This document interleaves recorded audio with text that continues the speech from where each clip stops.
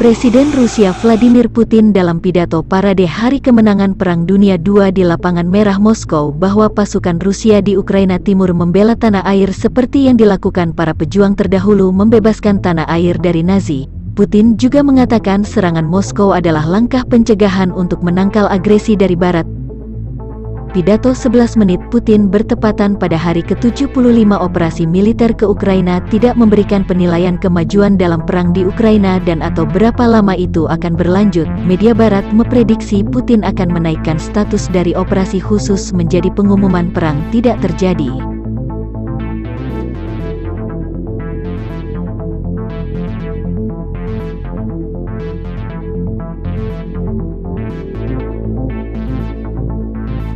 Terima kasih sudah nonton.